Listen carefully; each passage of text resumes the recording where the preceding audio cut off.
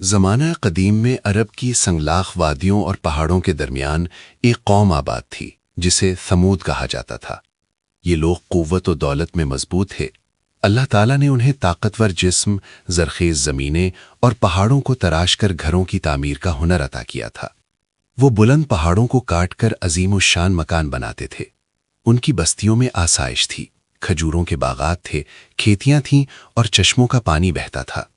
بظاہر یہ خوشحال اور طاقتور قوم تھی، لیکن اس خوشحالی کے باوجود ان کے دلوں میں شکر کے بجائے غرور اور سرکشی پیدا ہو گئی تھی۔ انہوں نے اللہ تعالیٰ کی وحدانیت کو فراموش کر دیا اور بتوں کی پرستش میں مبتلا ہو گئے۔ وہ اپنی قوت اور اپنے شہروں پر فخر کرتے اور سمجھتے تھے کہ کوئی انہیں شکست نہیں دے سکتا۔ ایسے وقت میں اللہ تعالیٰ نے انہی کے درمیان سے ایک برگزیدہ بندے کو نبی بنا کر مبعوث فرمایا۔ وہ تھے حضرت صالح علیہ السلام۔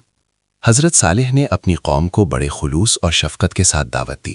انہوں نے فرمایا، اے میری قوم، اللہ کی عبادت کرو، اس کے سوا تمہارا کوئی معبود نہیں، وہی تمہیں زمین سے پیدا کرنے والا ہے اور اسی نے تمہیں اس میں آباد کیا ہے، بس اسی سے مغفرت طلب کرو اور اسی کی طرف رجوع کرو۔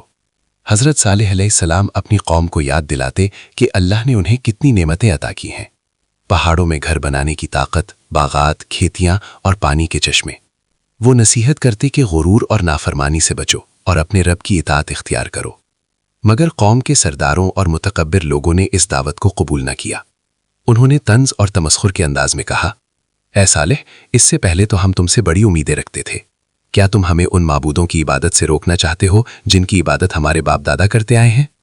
کچھ لوگ ایمان لے آئے، لیکن اکثر لوگوں نے انکار کر دیا۔ خاص طور پر قوم کے سرداروں نے تکبر کے ساتھ حضرت صالح علیہ السلام کی مخالفت شروع کر دی۔ وہ کہتے تھے، اگر تم واقعی اللہ کے رسول ہو تو کوئی نشانی پیش کرو۔ یہ محض ضد اور ہٹ دھرمی تھی، مگر اللہ تعالیٰ نے اپنی قدرت کی ایک عظیم نشانی ظاہر فرمائی۔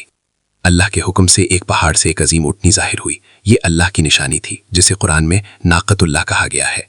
حضرت صالح نے قوم کو واضح ہدایت دی، یہ اللہ کی اونٹنی ہے، تمہارے لیے ایک نشانی، اسے اللہ کی زمین میں چرنے دو اور اسے کسی تکلیف نہ پہنچانا، ورنہ تمہیں دردناک عذاب آ پکڑے گا۔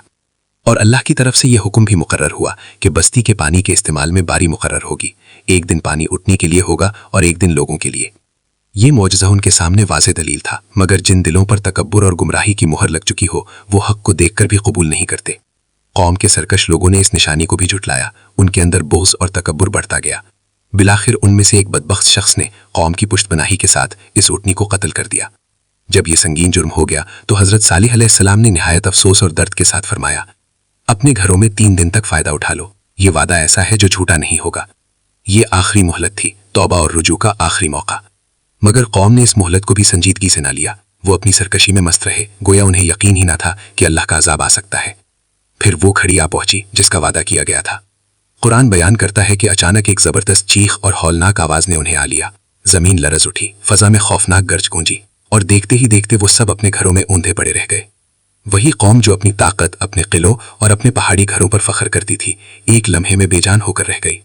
قرآن فرماتا ہے کہ وہ ایسے ہو گئے گویا کبھی وہاں آباد ہی نہ تھے۔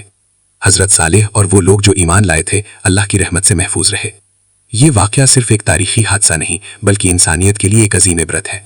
قرآن بار بار یاد دلاتا ہے کہ جب انسان اللہ کی نعمتوں کو بھول کر غرور اور سرکشی اختیار کرتا ہے اور جب واضح نشانیوں کے باوجود حق کو جھٹلاتا ہے تو پھر اللہ کی پکڑ سے کوئی بچ نہیں سکتا۔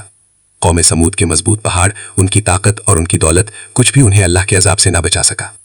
اس واقعے میں اہل ایمان کے لیے ایک گہرا پیغام ہے کہ اصل طاقت انسان کی دولت یا عمارتوں میں نہیں بلکہ اللہ کی اطاعت میں ہے، اور جو قومیں اللہ کی نصیحت کو ٹھکرا دیتی ہیں تاریخ گواہ ہے کہ ان کا انجام عبرتناک ہوتا ہے۔ بے شک قرآن کی یہ کہانیاں محض قصے نہیں بلکہ نصیحت ہیں، تاکہ انسان اپنے رب کو پہچانے، اس سے ڈرے اور اس کی اطاعت اختیار کرے۔